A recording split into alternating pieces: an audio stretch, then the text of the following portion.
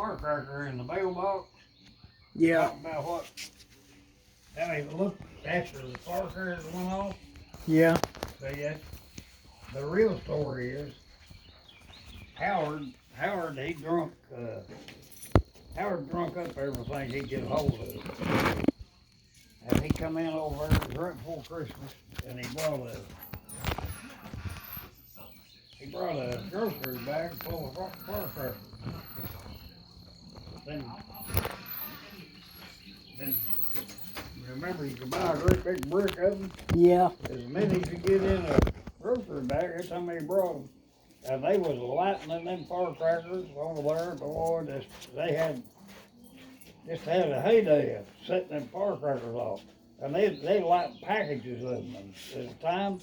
Yeah. Well, after a few days there, they had firecrackers and paper all over the yard, and a whole bunch of them didn't go off and had a short fuse, about a quarter inch or half inch to a quarter. Yeah. Well, after they run out of firecrackers, see, they went picking them up. Well, did you ever see Hobart? Had polio, got that little bitty arm.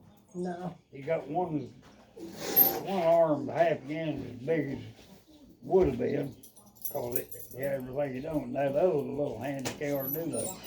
We made some lunch for everyone. You did? Yes, some pancakes. Whoa.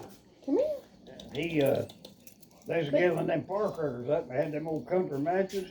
Mm-hmm. Well, he couldn't hold it like Jim did. He couldn't hold the firecracker and strike a match and light it. He put the firecracker in his mouth and struck it, and he lit it. He was going to light it and throw it. Well, the fuse was that long. When he lit it, it went on.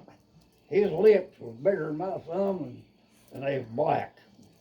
And boy, I mean, it turned his mouth inside out. Now, Hey, Wendy, that's what? old Hobart, he looked out. Lunch is almost done. Do you want some pancakes? Huh? You want some pancakes? Who's cooking? Me and Kenna. Oh. They're good. Huh? They're good pancakes. Are they? Yeah. I'll wait till Tina and them comes in, then I'll get. Do you want some pancakes then? Why? I'm not hungry. I ate some tuna. Get him, Cedric. Do you want some pancakes? No, thank you, But anyway, Rick, DuPont, the DuPont people had all them big chemical plants. Yeah. That old guy that owned all that, he's the one that was the main owner and controller of all of it. When he died, his wife, This is pancake mix. she took over. Fell all over my When pants. she took over, the first thing she done is they had to hire handicapped people. And Hobart, and they had that plant down there at working.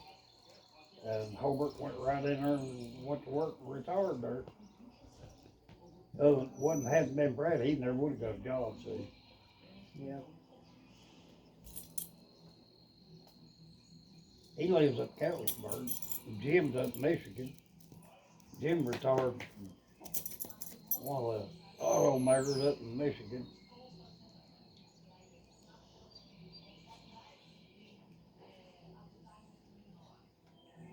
Jim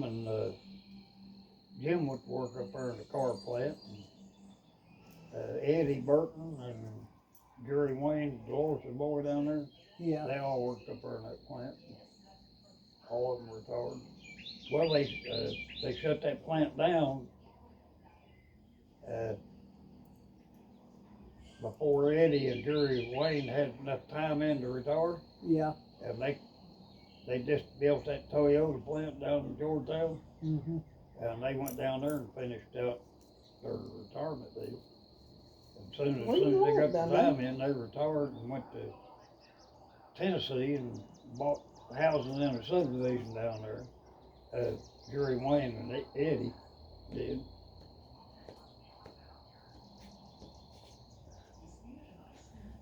But Eddie married a girl that raised around there where Wayne Gillum lived. All the Dunn girls. Yeah. Jerry Wayne married one up in Michigan.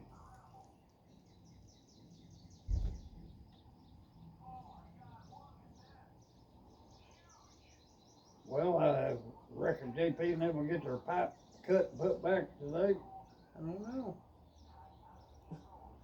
Take him about 3 or 4 hours to get here once they get done. And according to how that goes, to how quick they get it put back. But they'll work on it until, if they cut it, they'll be there till ever how long it takes till they get it back. Have to get it back together, and weld has to pass the x-ray and all that. If it don't pass, you gotta cut her and do it again. I think about ready or what? Yep, getting close. Well, I wish you'd had a longer weekend. Well, we got a pretty good one. Pretty good one. Pretty good weather for it, really, wasn't it? Yep.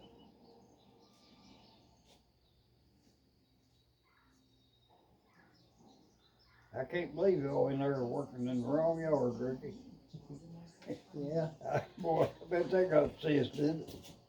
Huh? Yeah.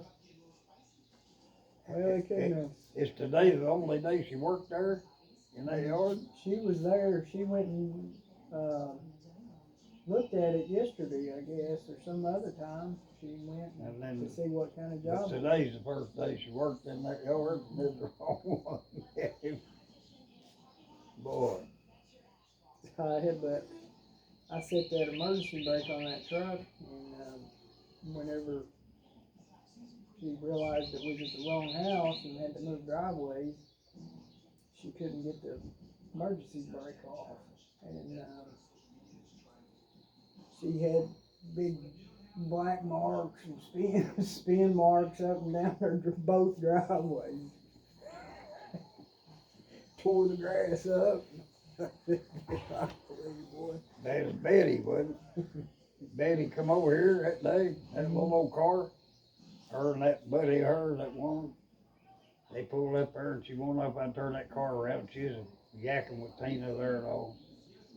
I backed that car up, backed up there on the grade. I pulled that emergency brake up, sitting there on that grade. And then she got in the car and I told her, I said, now you'll have to release that emergency brake. And I mean, it was on the console, you know. She's looking all down to the left. She never had used emergency brake. I said, no, it's over in the middle. Well, she got a hold of that thing, and you know how you have to push that button and release it. Well, she couldn't. I had to get in and take the emergency brake off before she could go. She don't use emergency brake. Yeah. She's got that screen, got that backup camera. She still can't back up. I said, all you gotta do is keep between the lines. You had a picture of the whole, everything behind you anyway, you hadn't. I got that truck there and I drove it over at Betty's one day and of course when I was backing up, I was looking in the mirrors. And then when I quit looking in the mirror to put it in forward gear, I heard that picture. I never paid no attention. It wouldn't even notice if I hadn't spotted it.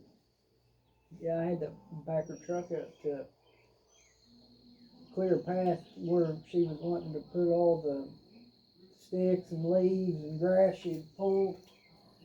And I backed the truck up, and that driveway is so steep, you're looking out the windshield like that, and I thought, dang on, I better set the emergency brake before I get out of there. Yeah. Sitting here like that.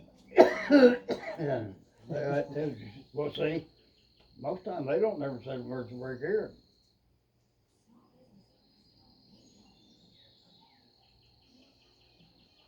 They pull up there.